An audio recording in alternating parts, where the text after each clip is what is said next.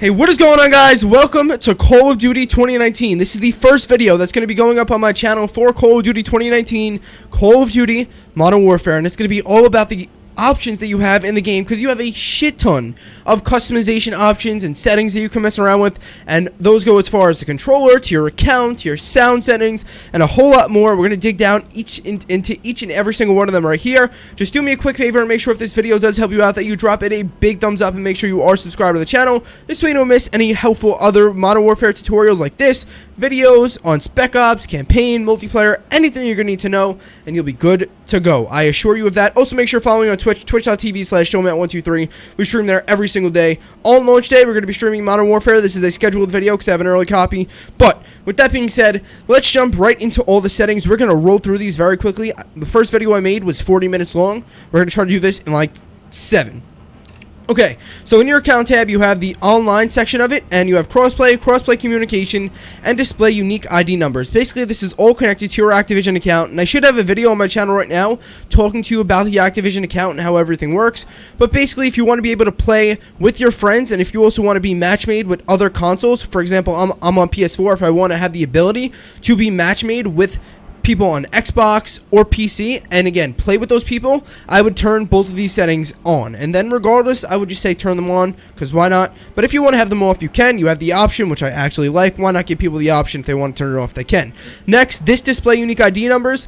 This, again, has to do with your Activision ID. For crossplay, if you invite your friend, or if he or she invites you, you actually need to use their Activision account, and their unique ID numbers will be visible in a sense when that's going down. So if you want that disabled, if you just want the clean name, then you would go ahead and turn it off, and it'll just show their player name. Next, we have the network section. This really isn't important at all. I just ignore this. Your geographical region, you can have that shown or hidden, doesn't really matter. And then the IP addresses, especially if you're a streamer or if you're recording any videos. Not that it's too important, but I'd keep it private. Next, we have the audio settings for Modern Warfare. Now, there are multiple different game modes, there are multiple different audio options within this game that you guys can mess around and pick from, and I would love to tell you that these are the best settings, or these are the settings you should play on, but at the end of the day, I know you're going to hate hearing this, because when you hear this, it requires some work, but at the end of the day, it requires on your headset. It depends on your headset, and it requires some time. I'm sorry, I'm a little tired. I didn't get too much sleep last night, so I'm mumbling a little bit and stuttering and mixing stuff up, but you get my point. Depending on your headphones, for example, I have really good studio headphones. I'm going to be able to mess around with these settings and make my quality sound amazing. But if you have shitty headphones, for example, and these aren't the settings that I'm using, by the way, I haven't really messed around with them yet, but I'm just saying that as an example. But if you're somebody, for example, who maybe buys maybe a $10, $15 pair of headphones on Amazon, because why not, right? You don't need to go all in. You play casually. You're going to go ahead and go to this setting. You can mess around for a little bit with each and every single one and just see whichever one is best for your headphones. I'm not saying that it's either the best headphones or the worst headphones that you have to mess around with this with. Just depending on your headphones, you're going to probably want to pick a different mode and just, again, play the game, feel it out, see what's right for you. Every set of headphones is different. Also, make sure in the game, don't determine it via the lobby, because you won't know how footsteps sound, how gun sounds, how reload sound. There's a lot of variables and a lot of factors that go into it, so just go through each one in-game would be my recommendation, kind of like through your first few games, and you'll definitely have a solid audio setup. And then along with that, of course, with the audio mix, we have the master volume, the music volume, the dialogue volume, your effects volume, and then Juggernaut music. This obviously is not too important, but okay. And then we have the hit marker sound effects, and this is all under the volumes tab in the audio tab on the top, okay? So our audio mix, as I said, I just have this preset to dynamic home theater. I'm going to mess around with it and ensure that that's the right setting. I still haven't tested it yet, but I'll wait and see. Next, we have master volume. This game, just a warning, it is very loud, and this is how you can control the overall game volume, regardless if you want to lower specific options later on. As you can see, you have the ability to do that, but the master volume lowers every single volume in the game. So instead of my volume being at 100%, it is at 56 out of 100 right now, and then out of that 56 volume, it's taking, I'm just going to refer to these as percentages, so out of that 56% volume, which would really just be a 44% reduction in the regular volume, you're now taking 80% of that volume, and it's going to be the music volume. So the music volume won't play at the full 56%, and it'll play at 80% of the 56%, if that makes sense. So you don't have to go through and lower every single volume if you don't want. The master volume is really the most important one, but music can get very annoying. So if you want to tune it, as you can see I did, I turned music down a little bit. You can go ahead and do that. But then you have the dialogue volume as well. Again, all these settings are dependent on the master volume. You can have all of these at 100, but if the master volume is at like 0, then they're gonna all be silent. So make sure your master volume is in a good spot, and once you feel like it's comfortable and it's not too loud or too low, then you can finagle around with these settings right here to get them to the right place. And okay, so I did that. Okay, music volume's good, right? Now we have dialogue volume. You may be asking, what the hell is that? If you're playing campaign, for example, there's going to be characters talking quite often. What is that called? That is called dialogue. The speech is dialogue. If you want to be able to hear the characters, then you're going to want to have your dialogue volume up. It doesn't need to be at 100%, but that's what dialogue volume is. It controls the audio, or the volume of the audio from people talking, basically. And again, same thing with score streaks. When you call on a score streak, it'll say like UAV overhead. That's the same. That all links to dialogue volume. Next, we have effects volume. This is for gun sound effects, for example. If you're going to shoot somebody, if you're going to reload. I don't think this really counts for hit markers, but possibly hit mark. Yeah, it's probably hit markers as well. Stuff like that. Really just all to do with weapons. And then like when you actually get hit, this is what the effects volume is going to affect, and this is actually a very important one, so make sure your effects volume is in a good spot. Music, if you want to turn it down, you can. Dialogue isn't too important, but effects and master volume are the two that you're going to really want to play around with the most, of course, on top of the audio mix, just to get your perfect audio setup. I really recommend that you guys take as much time as you can to get your audio right, especially if you care about the game and really getting good at it. Audio is very important, so make sure you get that audio setup right. And once you do it once, you won't ever have to do it again. Think about it like that. Next, Juggernaut music. Disable the music if your Juggernaut is muted, or enable the music of your Juggernaut plays when entering the kill streak. Okay, it really doesn't matter. I'm just going to have it on because it's part of the game. Want to have it on. Next, gonna take a breath. Hit marker sound effects, non-classic MW. Obviously, if you are somebody who played the older Modern Warfares and you want that classical sound, you can go right for it. If you don't, though, and you want nothing at all, you can put it on non, or if you just want to stick to the traditional Call of Duty Modern Warfare, the traditional Call of Duty Modern Warfare 2019 hit marker sound, you can put that on as well. Next, we have the voice chat options. This is going to all come into effect when you're playing maybe with your friends on a different console, because most likely if you're playing on, if you're all on PS4, you're going to be in a PSN party anyways, but... Or I guess if you're in a public lobby, I guess this still counts too. But for the most part, these options, although very good, aren't going to be used all the time. But when used, there are a lot of very good options here. So let's go through them. For voice chat, so when you're doing crossplay, for example, with me playing with my friend on Xbox, because I'm on PS4, that's crossplay. We have open mic recording threshold. Basically, what that is if I'm quiet right now. Like, you could probably hear a little bit of background noise right now, but that's the kind of the point of this open mic recording threshold. You can set it to the perfect threshold so that you can eliminate background noise, essentially, when you're not talking, and then you have to also set it at a fair threshold so that once you start talking, it picks up your voice. So it's kind of like it mutes your microphone temporarily. This way, nobody can hear any background noise. This way, it's not annoying. Like, a lot of times, you probably hear your friends with a fan going in the background.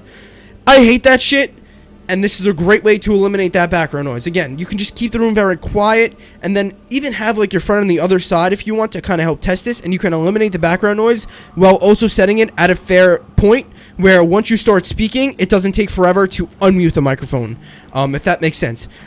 These options, although important, like I said, if you're doing crossplay, you probably don't need to mess around with them too much.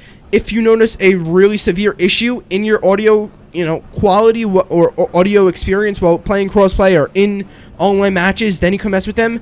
But I would honestly leave them as be right now. But that's probably the more complicated one out of them all for audio settings, for at least the mic settings. Next, we have voice chat volume. So, again, right back at it. If you're talking to your friends through crossplay, or if you're in an online match, you can have the voice chat volume all the way up. You can keep it at 100 if your friend is too loud, for example, maybe you can lower it down, or if your friend is too low, you can turn it up. You have the best of everything. Do whatever the hell you want here. You can set your mic setting, your mic threshold wherever you want. You can raise the audio or the chat volume if you want. You can lower it if you want. Your actual microphone volume too. This is so awesome. You can actually raise it as well. So, for example, on PC, usually you only have the option to mess around with your audio settings. Very rarely do you actually have the opportunity to do it properly, or well, I should say, on a console like PlayStation or Xbox. Although it is available, you very rarely have the opportunity to do it in a very good way. So having it integrated right into the game chat is a really cool feature to be able to just turn up your microphone volume. Next, mute strategy. Basically what this is going to do, you can read through the options on the right hand side. You can pick whichever one you want here. You can mute everybody except for your friends. You can mute everybody except for the people just in your party in the game. You can mute, you can mute everybody except for, or you can just straight up mute everybody altogether, or you can unmute everybody, meaning that everybody and anybody can hear you. I'm going to keep it on mute all but party, because if I'm in a party, I don't want anyone else hearing me. That being said, let's move to the next section right here, and let me actually do this for you. So you're going to notice that we have, hold on, let me unplug my keyboard. We actually have an input device section, right? You can actually pick between controller and keyboard and mouse. However, the keyboard and mouse option is blanked out. Why is that blanked out, you may ask? Well, let me plug in my keyboard, and then you guys will see immediately my PlayStation input switches to keyboard, and then now I can go ahead and switch the option to mouse and keyboard, and there you go. You can't play with both. You must pick one or the other, and this will depend what your matchmaking is in game. So this is actually a very important setting. If you are somebody who's going to be switching between mouse and keyboard, definitely make sure that you have the right setting. So, for example, if you're going to be playing on mouse and keyboard, it doesn't matter if you're on PC or Xbox or PS4 anymore, because as you just saw, I'm on PS4, and I just plugged my mouse and keyboard into a PS4, especially with crossplay now. It doesn't matter. It literally does not matter what console you're on. This setting is very important. So if you have both of them plugged in at the same time, just make sure that you have the one that you're going to actually play with selected right now. If you usually always play on controller, no issues whatsoever. Next, we have the brightness options. This one's pretty self-explanatory. They make you select all the screen stuff right here in this subcategory right as you get into the game. You can mess around with it right there, but I'm personally somebody who leaves the brightness a little bit higher, just because, I don't know, let's do this. It's also because I have an Elgato or a capture card, if you guys don't know what that is, basically allowing me to capture the video, so it messes around with the video settings to my want, but I'm just saying, it messes around with the video settings a little bit, so I naturally have to put the brightness a little bit higher. But in general, I do like the brightness higher, because usually the Call of Duty games are a little bit too dark and it gets annoying, and a lot of people don't know that you can just flip it up in the settings, not too far, because then it looks very weird, but just to the right point for your television or monitor, as I have here, and you'll be good. Next, your safe area settings. As usual, you're just going to want to go ahead and make sure that your safe area, when you press up on your D-pad and when you press right on your D-pad, cannot go any further. This way you have the full width of the screen to play around with. And also on top of that, a lot of people don't know about this, and a lot of people have this set incorrectly. I honestly don't know if it makes too much of a difference. It's just the way it's intended to be. Go to your PlayStation settings. Go to sound and screen. Obviously, you're going to want to make sure your quality is on the right setting, but that's not actually where I wanted to go. But anyways, from here, you're going to want to go to display area settings. And also make sure when you press up to enlarge it, that is the biggest it can go. Make sure that you have your screen extended all the way. Now, I actually have seen this cause an issue. Not extended all the way. When this wasn't set correctly, I have seen this cause an issue on some bigger TVs. So on a monitor, you may not notice an issue, but I would just always recommend checking your settings, always making sure they're up to date and everything's good. That being said, if you want to learn how to download this theme, check my channel. I should have a video somewhere. I'm probably not going to put it in a card here. If I do, it'll be in the top right. If not, it's on my channel. That being said, we have the brightness setting, we had safe area, now film grain. Basically what this does is it adjusts the noise around you, and this is going to really, once again, be monitor dependent. Before, you heard me talk about audio settings and those being headphone dependent and stuff like that. And even with the microphone settings, those are going to really be microphone dependent on how far away you are from there. Same thing with the screen. This is going to be all dependent on how good or bad your monitor is, what kind of monitor it is, what quality you're playing at. Just adjust with the film grain. I'll tell you from personal experience, I had it turned all the way up in the beta somehow. I don't know why. I think I just did it because I thought it was a setting that needed to be turned all the way up for better quality, because I didn't understand what it was. I don't even know if it was this beta. I think it was. But the game looked like trash. So just make sure you're adjusting it correctly for your monitor. And I guess basically the point of it is to make sure the game looks a little bit more realistic. Otherwise, it looks a little bit more smoother and flat, if that makes sense. And even in a sense plasticky. So just make sure your film grain is set at an appropriate level. Again, you can adjust a lot of this stuff in one game. Your audio settings, your controller settings, which we'll talk about in a second. You can do all this stuff in one game and mess around with them in one game, and just find the correct balance and correct level for pretty much everything you're going to need. So film grain, I have a 0.10. I may need to raise it or lower because I haven't played a game yet, since messing around with the settings. Next, tool tips. These are just basic tips that the game gives you. Like, for example, you know, when you're going to create a class menu, it'll give you a tip about something. You know, that's basically what this does. You can have it on or off, really just your preference. I have it disabled because I probably don't need it. Next, under the general tab, we have the final subcategory, I believe. No, we have a few more. We have accessibility as a subcategory. So subtitles. Subtitles are just when people speak, it'll go ahead and print them out on the screen. So if you want to see the actual text of people's speech on the screen, turn these on. If not, and by the way, subtitles are very annoying, although useful at some points, very annoying, so you can have them on or off. I usually just have them disabled. Select your language. At this point in time, only English and French are available on this early copy, which is weird, but obviously I have English selected. Now, colorblind type, colorblind target.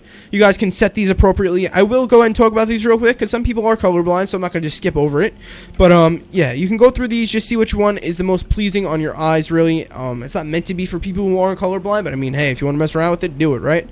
But also you have an area to target the colorblind filter. So for example, you don't necessarily have to apply the colorblind filter to your whole game. You can apply it to just your environment, or you can apply it to just your HUD by selecting the interface, or you can just select it to both. It doesn't really matter.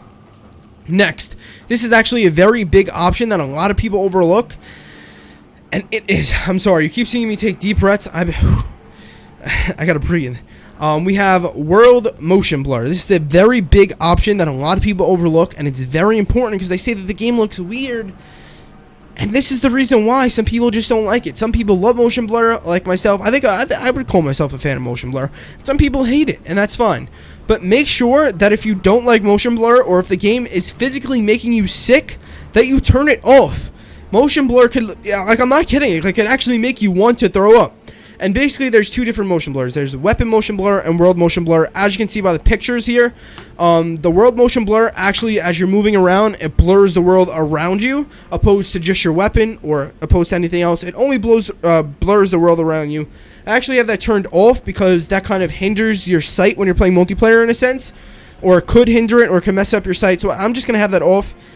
Even though it looks really cool, I may put that on for Spec Ops. And then weapon motion blur I have turned on just because I think it looks badass. But again, it's all up to you. Basically, it's going to look, it can make things look more realistic. For example, world motion blur, when you're actually turning in real life, like if you're going to turn that quick, you'd normally wouldn't see everything crystal clear as you usually would without motion blur. You know what I mean? So it's more realistic with motion blur on, in a sense, but it's still not necessary. It's just really up to your preference. Next, we have content filters, we got text chat, we got profanity filter, and we have dismemberment and gore. If you want text chat on, you can turn it on. I never ever use it in any of the CODs, so I just turned it off. Profanity filter, I have that disabled because why would I possibly have a profanity filter on? Actually, you know what? On stream, yeah, but I don't even have text chat on. Regardless, you can turn this on or off. If you're not a little bitch, you keep it disabled. But you know, if you're an adult and you have a child playing the game, you'd probably want to turn this option to disable or enabled. You know what I mean? So it really depends on who's playing the game, or if you're just somebody who just hates profanity for whatever reason, you know, you just enable it, whatever. Then we have dismemberment and gore effects. This one's actually very big. A lot of people have an issue with blood and dismemberment and things like that, and to some extent, I am like that as well, but not in terms of video games. I can handle video games just fine. I haven't played the campaign yet. That's actually coming very soon in a multi-part videos, but dismemberment and gore effects. You can have it set so that, as you can see, when it's enabled, it says characters can get dismembered, which literally means their limbs torn off when shot by heavy rounds, and gore effects are applied when shooting dead bodies. So there's blood splattering everywhere, basically. People can have their limbs completely shot off, flown off, if you want to have this off, I mean, I'm not going to judge you. That's not what I'm going for. But if you want to have this off, you can definitely go for it. I get it. Like, some of it can be disgusting. Even though it's a video game, it's a very realistic video game. If you get sick, turn this off. It can definitely make your experience a lot cleaner. You have the option to take advantage of it. Otherwise, keep it on. Next, we just had the credit section. And now we're into the final section. I'm happy because this video is pretty much half the time of the last one, so this is good. I like this. Next, we have the controller settings. So you have your controls, you have your basic button and stick layout. These have been traditional settings in the last few years. They've been pretty much every single Call of Duty. I usually just play on tactical, so from default, I switch this to tactical. Basically, all it does, it switches your circle button and your R3 button, which is the button used to look around the world. It switches those two buttons so that I can slide with my R3 button and look around the world at the same time, basically, and then I just melee with my circle button if I want that. And then the stick layout I don't mess with, but again, if you guys want to mess with that, you can. I don't recommend it, especially if you're somebody newer, but if you're looking to step up your game, or if you have some kind of weird issue with your controller's settings, maybe you try this. I would honestly just leave it the same. I would recommend tactical, but this kind of stuff I would just leave basic. Next, we have invert vertical look.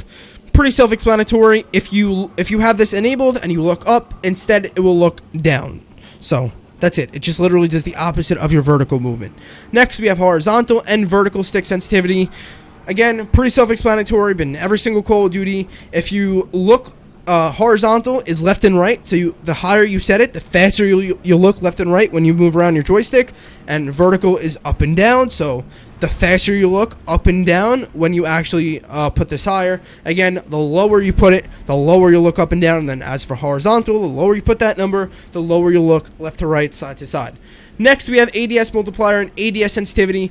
And this is where stuff starts to get more advanced. Then the very next setting is extremely advanced. Okay. So we have ADS sensitivity multiplier low zoom. This is basically for your ELO scope, no scope at all, or for your reflex scope, like stuff like that. Stuff under the 3.25x magnification. That's what this is going to classify and fall under. And usually you'd want this a little bit slower, just because that's just really how the weapons play out. When you have those kind of scopes on weapons, it's just usually naturally better to have this on a lower zoom. But again, it's still up to personal preference. You set this to whatever the hell you want to. You put it back to 1 if you want, because as you can see, it does say default value is 1, or you can mess around with it as you please. And then high zoom is basically your sniper scope kind of weapons. With snipers especially, I always like to have that magnification, or not the acceleration and zoom multiplier way up there. So again, that's 3.25 optics and above, which again would basically be classified as sniper scopes. Those will zip around a little bit quicker for me than the regular AR scopes. Next we have, and this is the most advanced setting that I think we have in all of the content here, aim response curve type. Basically what this does, and this is a very basic explanation and not a full and thorough one, basically what this does is it modifies how your controller or how the world responds, or no, how your character responds based off of the input you give your controller. So you have the basic horizontal and vertical input, right, or sensitivity, and if you have those high, that's cool, right? But sometimes you're going to turn around and aim at somebody, and sometimes it'll just be weird, and I don't know. You can mess around with this setting and see exactly what I'm talking about. But you can have it set to react directly. You can have it set to regular, just the way it's been in every single Call of Duty. You can have it set to linear, which from my understanding basically reacts with your joystick. So if you move your joystick all the way to the left, it'll go all the way to the left. Or you can have it set to dynamic, which I believe it is kind of like a mix of this. And in a sense, what this setting is meant to do is, if you move your controller, if you move your joystick, and by the way, this is the joystick for those of you really new. If you move your joystick in a certain direction, basically what this could do is allow you to not have to move it all the way in order to make like a full 180 and look the other way. You can mess around with this setting. I honestly just recommend leaving it on standard, especially if you're a beginner or even somebody like myself who really isn't completely familiar with this. And then as you're playing and getting used to everything, maybe mess around with it, but I would just leave it on standard for now. Next, controller vibration. If you don't know what the hell that means, I don't know what to tell you. What are you doing in life? if you shoot or if you get shot, your controller would typically vibrate. If you want to turn it off, you turn it off. That's all. I always keep it on. Next, aim assist. We have a bunch of different aim assist options meant for pros to noobs. Really doesn't matter what you are, you can mess around with your aim assist options, but as you can see, you can disable it altogether as well. Basically, standard is a traditional Call of Duty aim assist, but now we have 2 additional options on top of disabling it, which is precision and focusing. So precision aim assist, as you can see on the right hand side, will give you a strong aim slowdown that only kicks in when you're aiming closer to a target, and then they say that it's best for accurate players. So keep that in mind. It says strong aim slowdown, but it only kicks in when you're closer to a target. So, for example, if this is my microphone right here, let's call this the far away point. Even if I have precision on, it's going to still act as normal, standard aim assist. But once I'm closer to it, the precision aim assist will kick in, and it'll help you to basically control your weapon a little bit better if you're a more accurate player. And then focusing aim assist is pretty much for the complete noobs, but that provides the biggest kind of disadvantage, I guess you should say, in terms of speed and handling your weapons. It's not going to exactly be... It'll still be smooth, but it's not going to be as smooth as just playing the game regular, if that makes sense. So just pick appropriately. I would recommend standard or precision, but if you really want to try it, go for whatever you want. Next we have a weapon mount activation. I actually switched this to double tap ADS because I've had a lot of issues, but I believe what it's typically set to is ADS plus melee.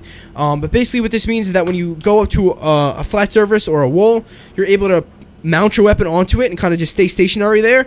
You can actually just change the setting right here to whatever button you want. So like I said, it's traditionally, I believe, ADS melee, and then it would mount you. But now I just have it set to double tap ADS, so I can walk up to a wall, double tap ADS, mounted, done. Next, we have weapon mount movement exit. That I have enabled, so basically once you start moving, it'll unmount you. Then we have aim down sight behavior. Obviously, you're going to want this set to toggle. When you have it set to hold, it's going to act differently. You're going to have to, it's going to hold your aim down sight. Just set it to toggle. That's traditional. I guess this is really for, they also incorporated a few PC settings in here as well, I believe. That's why some of the stuff seems a little bit foreign for console players. Next we have equipment behavior. So basically what this is going to do, if you have it on hold opposed to toggle, what this is going to do is when you press R1 or whatever your button is to cook a grenade, you're going to have to hold R1 and it's going to start to cook that grenade as usual, right? Once you let go of R1, it'll launch that grenade. However, if you have it set to toggle right there, what it's going to go ahead and do, you can read the description as well, press to ready lethal or tactical equipment. It's going to ready that lethal equipment, but if you let go of the button, it won't launch it. You have to hit the button again, and then it'll throw it. So I'm going to set that to hold since that's traditional, and I just like that the best. Next, we have use/reload behavior. So there's probably a lot of times where, not necessarily in multiplayer, but in the game, like maybe even zombies, even though it's not in this game, where you'd have to reload at the same time. You have to interact with something, and the thing reloads instead of actually interacting, and it drives you crazy because it takes an extra 2 seconds. Is that relatable? It probably is. That's what this option is for. So instead of actually prioritizing a reload or prioritizing interaction, you can prioritize whatever one you want, or you can have it set to contextual tap, which I don't know why it's not on that, but as you can see, contextual tap just is you can tap to reload or to use, so it'll prioritize whichever one's the most important. Obviously, it'll prioritize use when possible, because if you have to actually interact with something, that's always the most important. But if you want to reload regardless, then you just hold the square button, and then it'll go ahead and reload. So it's kind of like a dynamic one, and obviously I would assume that this is the best setting to have it on. That's why I have it on. Next, we have depleted ammo weapon switch. Pretty self-explanatory. If your weapon runs out of ammo, it'll just switch your weapon to another weapon. Next, we have slide behavior hold. I set this to tap, and I had such an issue. I think it's just because I'm used to hold, but you set that to whatever you want. Basically, instead of holding your slide button, you can just tap it, and it'll slide. That's that. And then the final setting up here, and by the way, once again, make sure you drop a like, make sure you are subscribed to the channel if this video did help you out, and if you want to see more awesome videos like this, we have vehicle, camera, recenter, anticlimactic ending. Basically, if you're driving a vehicle in a game, if you have this disabled, if you look to your left, it's going to kind of just keep the camera angle more veer to the left. I don't know why you would have that on, I don't know why you'd have recenter disabled, but you can have that set disabled. I have it enabled, but that's going to be it. Again, thanks for watching, guys. Like, comment, subscribe. I will see you later. Have an awesome day, you beautiful bastard.